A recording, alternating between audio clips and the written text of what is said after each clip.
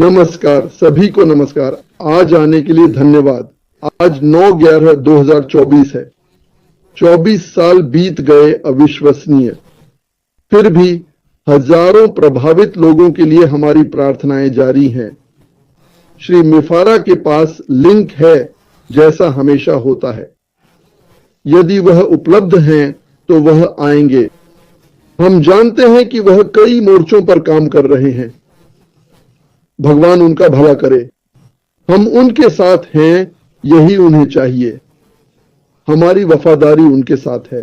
अब कुछ बातें मैं कहना चाहता हूं।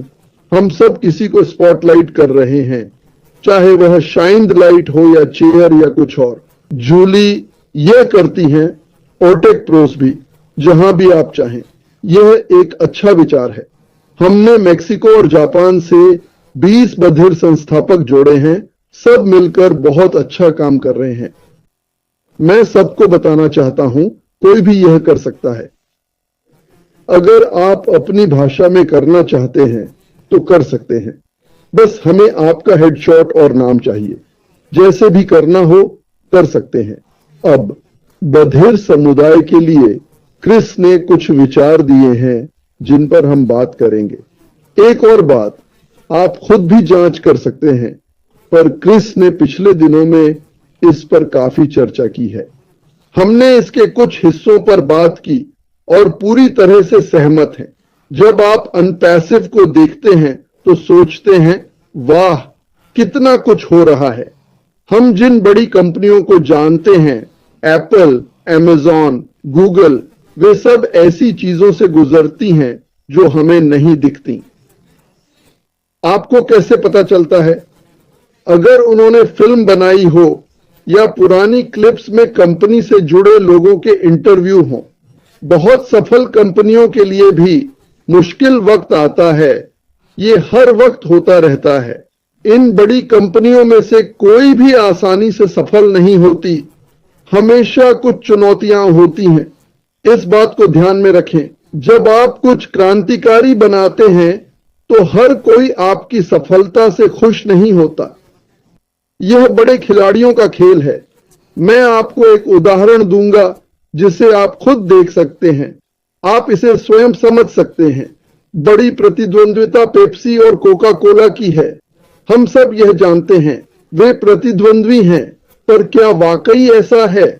अक्सर दुनिया भर में जहां कोक मशीन होती है, वहीं पास में पेप्सी मशीन भी होती है। प्रतिद्वंद्विता है, पर वे जानते हैं कि कोक प्रेमी शायद ही कभी पेप्सी पिएगा। मेरी राय में वे कीमतों को एक दूसरे के करीब रखते हैं। इस तरह की प्रतिस्पर्धा मायने नहीं रखती क्योंकि दोनों इस पर सहमत हैं। दोनों कंपनियां जानती हैं, मैं इसे बहुत कम नहीं करूंगा। फिर वो रेस है जो हम दोनों में से कोई नहीं जीत सकता। अगर मैं पेप्सी हूं और क्रिस कोक, वो नीचे तक नहीं दौड़ेगा। हम दोनों हार जाएंगे। तो हम धीरे धीरे ऐसा करते हैं या डिब्बा छोटा करते हैं। जब मैं निष्क्रिय होता हूं तो ऐसा नहीं होता। कोई लाइनअप नहीं करता, न ही किसी से लाइनअप चाहता है। वह ऐसा कुछ कर रहा है जो मानक के खिलाफ है। अगर आप बड़े लोगों के क्लब या बड़ी महिलाओं के क्लब में आते हैं, IBM जैसी बड़ी कंपनियों के साथ, आप ऐसे विचार के साथ नहीं आ सकते जो धारा के साथ ना हो। आप कभी नहीं कहेंगे सस्ता और अच्छा बनाकर सबको फायदा दें। ऐसा नहीं होता।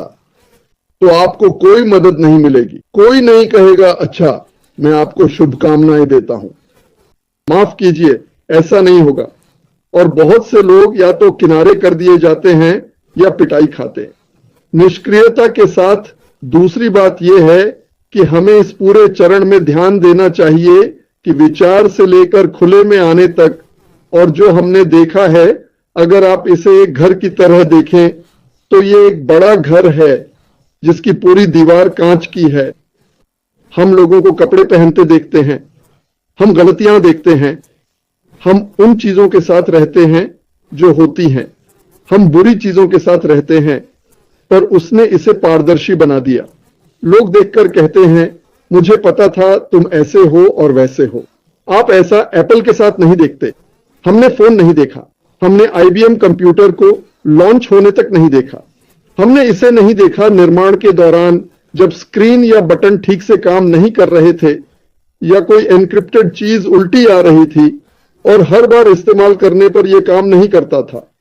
और मैं आज यही देख रहा हूं। तो याद रखें कि यह सबके साथ होने वाला है। क्या यह इतने कम समय में इतनी चरम सीमा तक होता है? मुझे संदेह है, पर ऐसा होता है।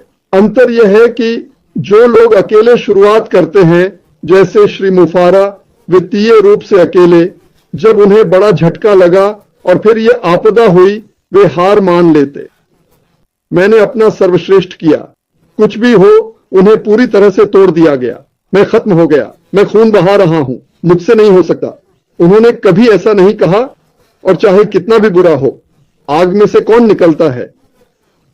श्री मुफारा: मुझे इसका हिस्सा होने पर गर्व है। मुझे पता है आप में से कई हैं। यह मेरी राय नहीं है। मैं किसी से बेहतर या ज्यादा नहीं सोचता, बिल्कुल नहीं। मैंने कई लोगों से मिला, खासकर शाइन द लाइट में। लोग इस कंपनी से प्यार करते हैं। वे जानते हैं कि श्री मुफारा ने उनके लिए किसी और से कहीं ज्यादा किया है, मेरे परिवार से भी ज्यादा। और क्षमता मेरे लिए इतनी बड़ी है क्योंकि मैंने सच्चाई देखी और हमारी उपलब्धियों को समझा। मैं एक ऐसे सीईओ को देख रहा हूं जो हमारी परवाह करता है। उसका सबसे बड़ा दिन वह और उसकी पत्नी, पता है क्या कहा जब लोगों को पैसे मिलने शुरू हुए? पिछले सितंबर, गिरावट से पहले, जो शायद कुछ गलत भी हो सकता था। ठीक है, हम बाद में पता लगाएंगे। पर बात यह है कि वह उनका सबसे बड़ा दिन था। यह नहीं कि कंपनी ने करोड़ों कमाए, कभी नहीं। यह था कि लोग पैसा कमाना शुरू कर रहे थे। यही वह चाहता था। यह आशीर्वाद है। यहां हम अपना और फिर दूसरों का ख्याल रख सकते हैं। यह उनका सबसे बड़ा दिन था। उन्होंने कुछ हफ्ते पहले यह कहा था। अगर 3 हफ्ते पहले नहीं तो मुझे पक्का याद नहीं, पर मैं कहना चाहता हूं क्योंकि सब साफ है। बुराइयां स्पष्ट हैं, अच्छाइयां भी स्पष्ट हैं।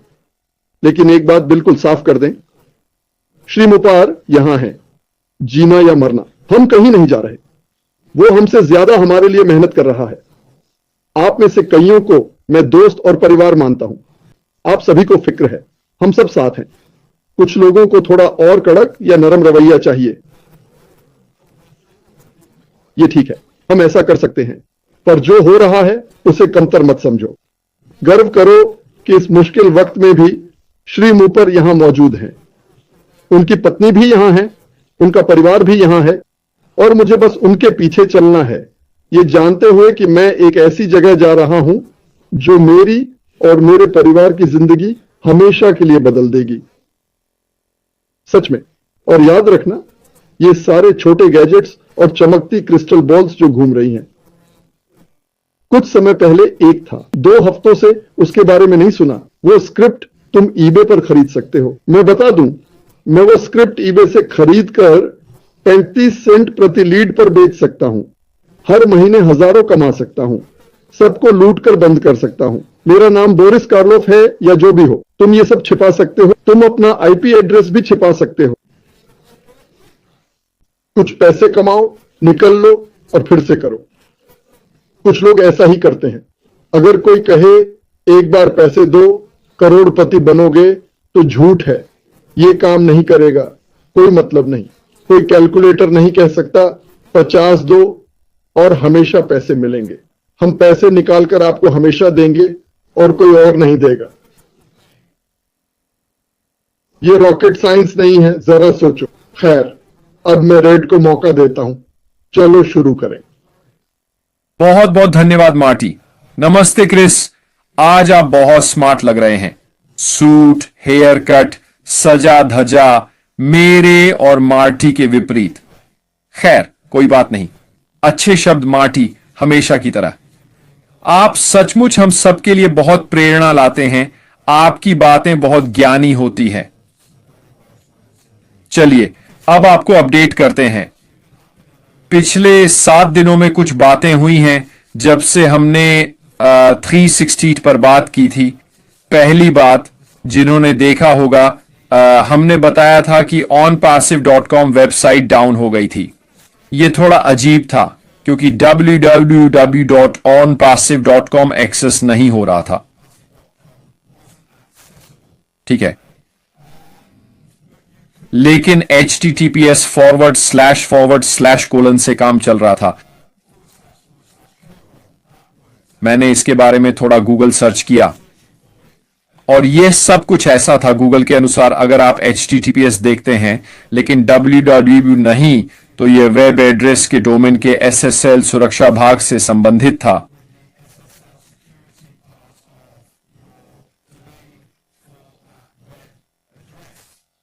जाहिर है हमने इसे CEO अशरफ फराह तक पहुंचाया और जवाब में कहा गया, हां, वे उस क्षेत्र पर काम कर रहे हैं और यकीनन कुछ दिनों में सब कुछ फिर से चालू हो गया और कोई समस्या नहीं थी। तो यह हुआ। यह शुक्रवार से इस हफ्ते के रविवार या सोमवार तक चला। साथ ही एंड्रॉयड पर OES ऐप में बदलाव की खबरें मिल रही हैं। इसका मतलब है कि वे इस क्षेत्र पर भी काम कर रहे हैं। आईफोन पर OES का आइकन सिर्फ चमकता है और आगे नहीं बढ़ता।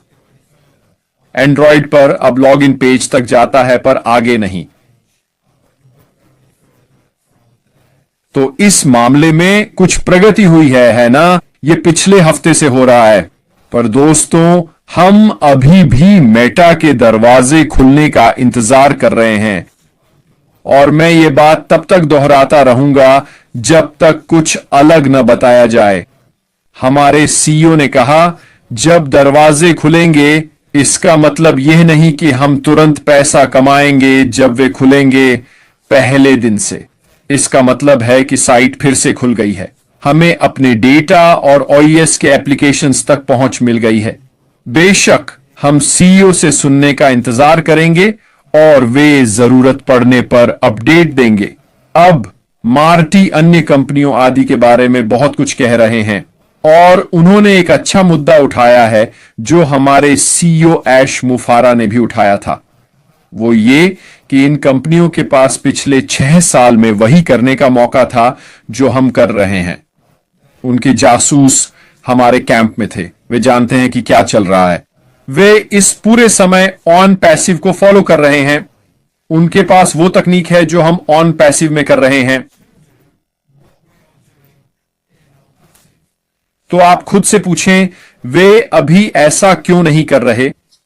क्या इसीलिए कि जो हम कर रहे हैं वो काम नहीं करेगा? क्या इसलिए कि हमारे उत्पाद और सेवाएं उतनी अच्छी नहीं हैं? क्या इसलिए कि उनके पास समय नहीं है? इनमें से कोई भी सही जवाब नहीं है। सीधा और सरल जवाब है पैसा। वे देखते हैं कि हम क्या कर रहे हैं।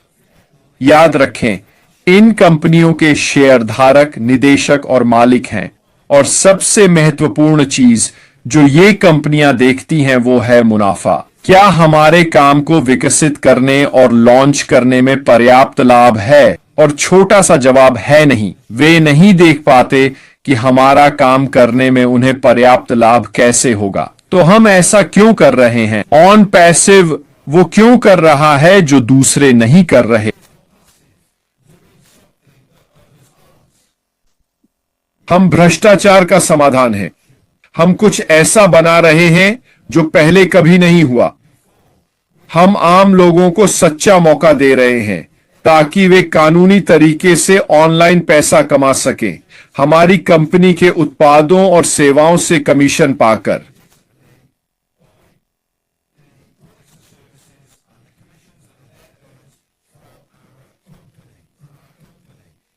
इसलिए दूसरे लोग हमारी तरह काम नहीं कर रहे, पर वे देख रहे हैं कि हम क्या कर रहे हैं। उन्हें पसंद नहीं है जो हम कर रहे हैं। यह हमारे CEO और कंपनी की समस्याओं से जुड़ा है। वे खुद ऐसा नहीं करना चाहते, पर हमारा काम पसंद भी नहीं। क्योंकि वे हमें अपने काम के लिए खतरा मानते हैं। हां, शायद उनके लिए ऐसा करना उतना फायदेमंद ना हो, क्योंकि व्यापार का आम तरीका क्या है? हमारी जैसी स्टार्टअप कंपनी को शुरू होने दें, फिर वे धड़ल्ले से आ जाते हैं। लो, ये रहे कुछ मिलियन, आपसे खरीद लें और अपनी कंपनी में मिला लें। हमारे पास शेयरधारक नहीं है, हमारे पास वित्तीय समर्थक नहीं है, हमें वह नहीं मिला है। एक व्यक्ति पूरा शो चला रहा है और उसने हमेशा क्या कहा है? हम बिक्री के लिए नहीं हैं, हमारे शेयरधारक नहीं हैं, हम दूसरों से गठबंधन नहीं करेंगे। अन्य कंपनियां ये जानती हैं, वे हमें थोड़ा खतरा मानते हैं।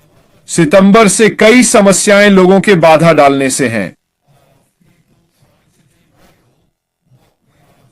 चाहे आंतरिक हो या बाहरी। इन सब ने कंपनी को परेशानी दी है।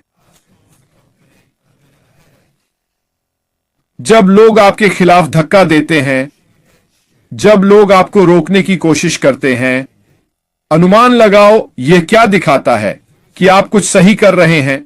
आप कुछ ऐसा कर रहे हैं जो उन्हें नापसंद है, और यह हम सबके लिए अच्छी खबर है। इसका मतलब है कि हम सही दिशा में हैं। हम सही कर रहे हैं क्योंकि उन्हें यह पसंद नहीं। और जब लोगों को यह पसंद नहीं आता, तो इसका मतलब है कि वे हमें अपने लिए खतरा समझते हैं। हम खुद उनके लिए कोई खतरा नहीं है। हम किसी को धमकाना नहीं चाहते, हम बस अपना काम करना और ग्राहकों को विकल्प देना चाहते हैं। और यही फर्क है। हम एक साफ सुथरी नैतिक कंपनी बनेंगे जो ग्राहकों को चुनने की आजादी देगी। हम लोगों पर दबाव नहीं डालेंगे, हम किसी को मजबूर नहीं करेंगे, जैसा कि कई लोग करते हैं। हम अपने काम में पूरी तरह से पारदर्शी और ईमानदार रहेंगे। खैर, मैंने यह बात रख दी। अब आपकी बारी, क्रिस। बहुत अच्छा रेड, बहुत अच्छा मार्टी। मैं तुम दोनों से प्यार करता हूं। तुम दोनों बहुत सजे धजे लग रहे हो। शाबाश मार्टी, मुझे दबाव के बारे में पसंद है। मुझे शुरू करने दो, मुझे कुछ बातें कहनी है। मैं जल्दी से कहने की कोशिश करूंगा। पहली बात, जिसका भी आज जन्मदिन है उसे बधाई। बिल्कुल, आज 3 लोग मेरी प्रार्थनाओं में हैं, और भी बहुत हैं, पर सबके लिए 16 घंटे लगेंगे। रॉबिन, जूली की बेटी क्लो और पैट, कृपया आप भी उनके लिए प्रार्थना करें। वे मुश्किल में हैं, उन्हें दुआओं की जरूरत है। फिर से मार्टी ने 24 साल पहले 9/11 का जिक्र किया। मुझे याद है मैं कहां था, कभी कभी भूलना चाहता हूं। अब मैं कुछ बताना चाहता हूं जो हम चर्चा कर रहे थे। मार्टी कुछ कह रहा था, मैंने कहा शायद मुझे जवाब मिल गया। तो बधिर समुदाय के लिए, अरे वाह, आप लोग कमाल कर रहे हैं। मेक्सिको, जापान, और मुझे कई लोग कह रहे हैं, क्रिस हमें नहीं पता वे क्या कह रहे हैं, मुझे सांकेतिक भाषा नहीं आती, या वे अलग सांकेतिक भाषा बोल रहे हैं। पर मेरे पास आप सबके लिए एक जवाब है। मैं दुनिया में कहीं भी किसी भी भाषा में चर्च जा सकता हूं, और जानता हूं क्यों। आज और कल कई मैक्सिकन, जापानी और उत्तर अमेरिकी आए, सब अलग सांकेतिक भाषाएं बोल रहे थे। ठीक है, हम शाइनिंग ऑफ लाइट इसलिए कर रहे हैं ताकि वे अपने समुदायों से जुड़ सकें। अब यह सुनिए, आपको यह पसंद आएगा। दुनिया में 70 मिलियन बहरे लोग हैं। यह दुनिया की आबादी का 1% है। अगर यहां 100 बहरे लोग हैं जो अलग अलग सांकेतिक भाषाएं बोलते हैं, वे अपने समुदाय से बात कर रहे हैं, वे हमसे बात नहीं कर रहे। हम इसके बारे में पहले से जानते हैं। यही मैं यहां आने से पहले समझाने की कोशिश कर रहा था। अब हम सभी को पहचानना चाहते हैं। मुझे परवाह नहीं कि आपकी भाषा क्या है, चाहे हिंदी, बंगाली, जर्मन, फ्रेंच, कुछ भी हो। अपनी भाषा बोलें, क्योंकि हम चाहते हैं कि आप अपने समुदाय और देश तक पहुंचे। अब अगर आप शब्द डालना चाहते हैं ताकि हम समझ सकें कि आप क्या कह रहे हैं, तो बढ़िया है, पर यह जरूरी नहीं है। हमें एक छोटा वीडियो भेजें, 20 मिनट या उससे कम का। कई लोग 5-6 मिनट, 10 मिनट में बना रहे हैं। और हम उन्हें प्रसारित कर रहे हैं। आप इन्हें अपने समुदाय से शेयर कर सकते हैं। सोचिए, दुनिया में 70 मिलियन बहरे लोग हैं और मुझे नहीं पता। हमारे पास ऑन पैसिव में 1000 या उससे ज्यादा बहरे संस्थापक हैं। अनुमान लगाओ मेरे बहरे संस्थापक किससे जुड़ेंगे? 70 मिलियन लोग जो ऑन पैसिव की तलाश में होंगे। क्यों? क्योंकि उन्हें इसकी जरूरत होगी, खासकर आज के समय में। तो यही हम कर रहे हैं। पिछले कुछ दिनों से मेरे पास बहुत सारे कॉल आ रहे हैं। मुझे नहीं पता वे क्या कह रहे हैं। उनका समुदाय ठीक से जानता है कि वे क्या कह रहे हैं। वे एक निष्क्रिय के बारे में बात कर रहे हैं। वे अशरफ और उनके परिवार के प्रति कृतज्ञता और निष्क्रिय के बारे में बात कर रहे हैं। तो मुझे उम्मीद है कि इससे आपको थोड़ी मदद मिली मार्टी। हाँ, वह मुझसे सहमत नहीं होगा, कभी नहीं होता। अब मैं अपनी दूसरी बात पर आता हूं। आप जानते हैं, मैं हमेशा सच्ची कहानियां बताने की कोशिश करता हूं। मैं सच्ची कहानियां बताता हूं और अपने अनुभवों या अध्ययन के बारे में बात करता हूं।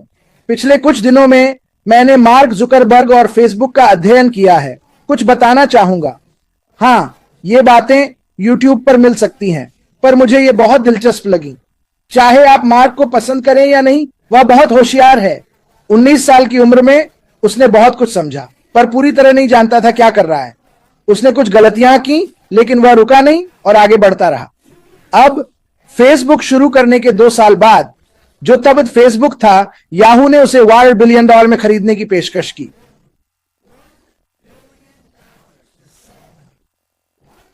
और उसने मना कर दिया। मुझे लगता है वह 19 से 21 के बीच था। उसने मना कर दिया। अब आप में से कितने लोग इसे ठुकरा देते? उसने इसे ठुकरा दिया। और इससे भी बेहतर होता है, एमटीवी ने, जिसके बारे में मुझे अभी पता चला, कुछ समय बाद फेसबुक के लिए 1.5 बिलियन की पेशकश की।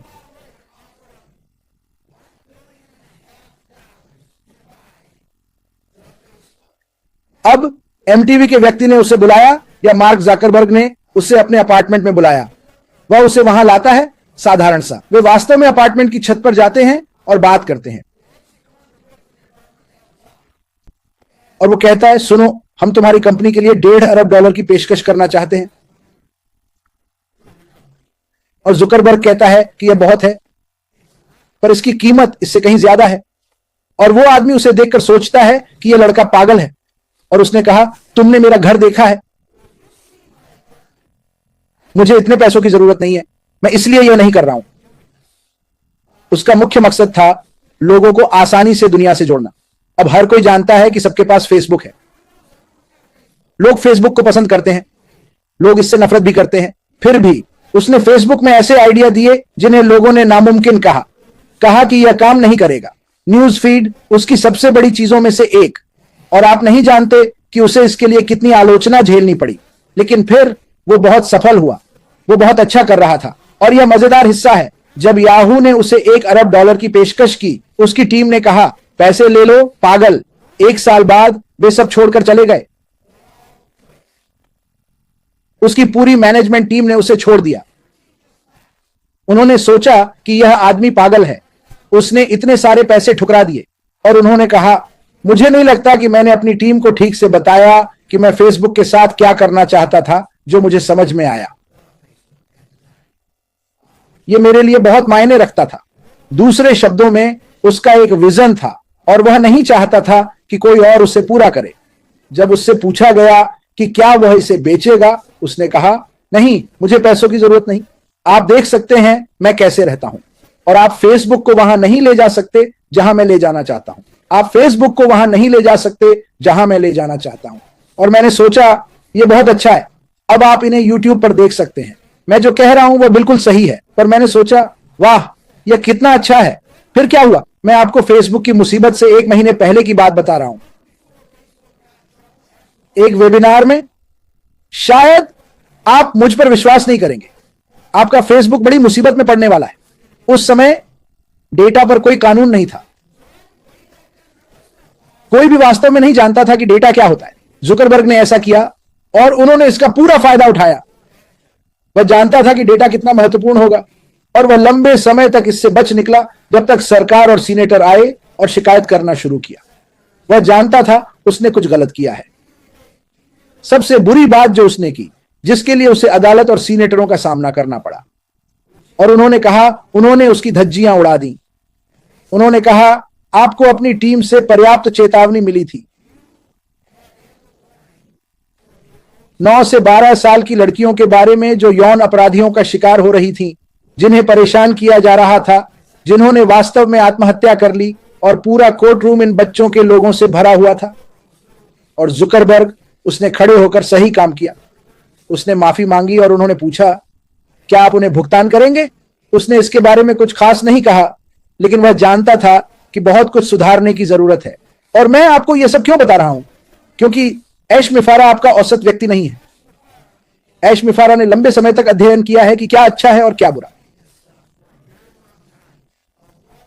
ठीक है, उसने देखा और जाना कि फेसबुक के कोर्ट में जाने से पहले क्या हो रहा था। और मुझे यकीन है वह कह रहा होगा कि हम ऐसा अनपैसिव में कभी नहीं होने देंगे। लोगों की सुरक्षा करनी होगी। उसने क्या किया? वह ओ वेरीफाई के साथ आया, जहां हर कोई जानता है फेसबुक पर आपके पास लाखों अकाउंट हो सकते हैं और वे आप भी नहीं हो सकते।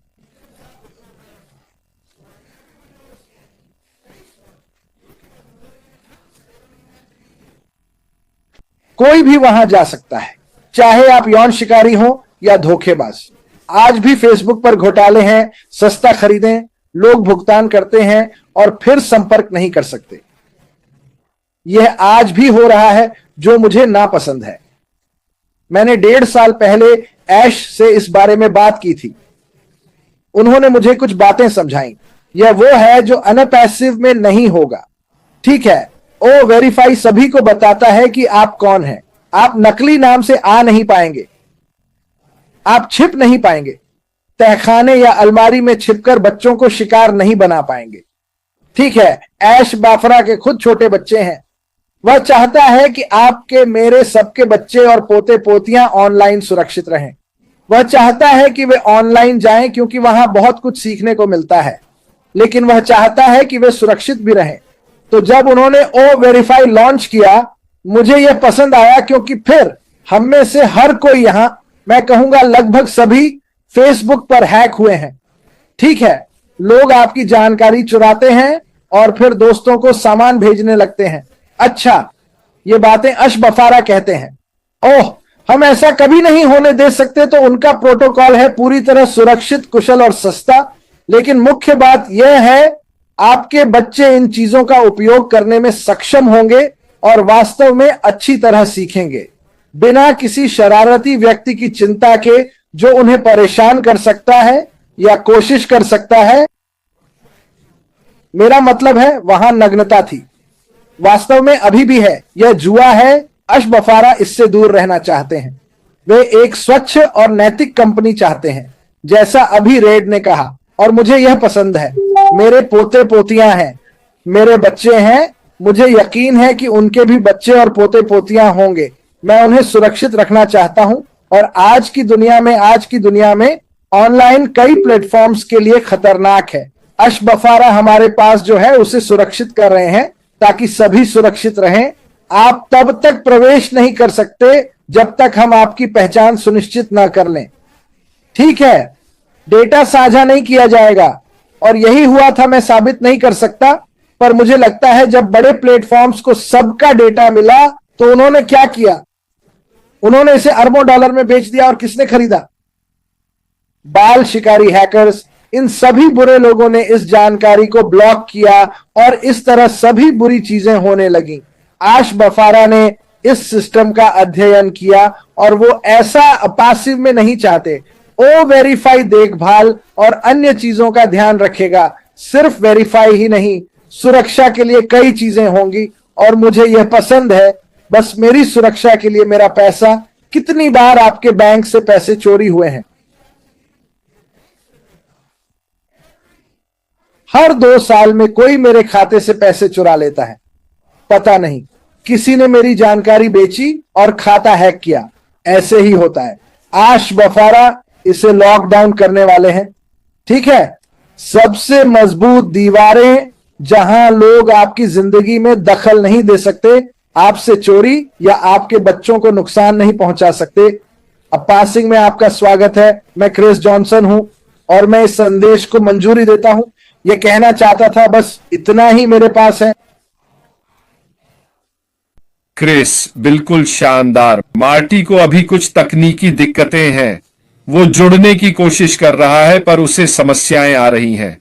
वाह क्रिस, सच में बहुत अच्छा, मुझे बहुत समझ आया। मजेदार बात असनी, तुम मार्क जुकरबर्ग और उतार चढ़ाव की बात कर रहे थे, मैंने सुना और देखा भी। दिलचस्प था। उसने शुरुआत में अपने कॉलेज के लिए एक सिस्टम बनाया, है ना? इसी तरह उसने शुरुआत की। यह बस उसके कॉलेज का एक चैट फोरम था जो आगे बढ़ा।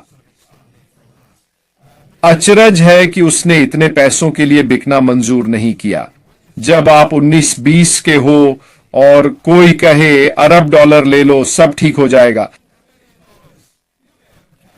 ऐसे ऑफर को ठुकराने वाला व्यक्ति खास होता है क्योंकि वो प्रोडक्ट का भविष्य देखता है।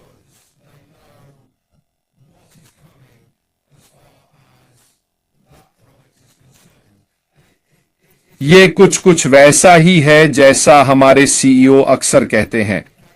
और जब वो हमसे कहता है तुम्हें नहीं पता क्या होने वाला है, मुझे पता है क्योंकि मैं बड़ी तस्वीर देखता हूं, तुम लोग नहीं। मुझे यकीन है कि लोग पहले से ही ऑन पैसिव के लिए उससे मिल चुके हैं।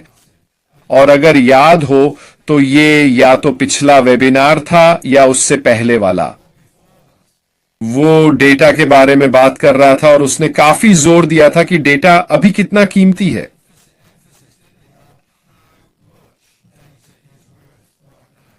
यह सच में बहुत ज्यादा पैसे की बात है। और मुझे लगता है मैंने तुम्हें यह कहानी पहले भी सुनाई है ना, हमारे एक दोस्त की। दरअसल वो अब मेरी भतीजी का पति है। वो एक्सपीडिया के लिए काम करता है और वो एक डेटा एनालिस्ट या कुछ ऐसा है। मुझे सही शब्द याद नहीं, पर वो एक प्रोक्योरमेंट ऑफिसर है। यानी वो शख्स है जो एक्सपीडिया के लिए हमारी जैसी कंपनियों से डेटा खरीदता है। उसने बताया मेरे पास ऑन पैसिव की कहानी थी और उसने पूछा कि इसमें कितने मेंबर हैं, और उस वक्त सिर्फ फाउंडर्स थे और मैंने कहा लगभग 1.5 मिलियन। और उसने मुझसे पूछा क्या आप जानते हैं कि वो डेटा कितना मूल्यवान है? उसने कहा यह सचमुच लाखों डॉलर का है और अब ग्राहक आधार की वजह से हमारे पास उससे भी ज्यादा डेटा है। तो ये वाकई बहुत दिलचस्प है क्रिस, मुझे ये बहुत पसंद आया। मुझे लगा कि यह मेरे लिए बिल्कुल सही है और ये ऐश मुफारा के विचारों से भी काफी मिलता जुलता है। ये पैसे के बारे में नहीं है, ये हमारे काम की जरूरत के बारे में है। जैसे मार्क जुकरबर्ग ने फेसबुक की जरूरत देखी। जैसा आप कहते हैं लोग इसे पसंद करें या नापसंद, यह एक ऐसा प्लेटफॉर्म है जिसे अरबों लोग जरूरत से इस्तेमाल करते हैं। यह उनके संवाद का तरीका है। खैर क्रिस, आप होस्ट हैं, मैं अब आपको वापस देता हूं।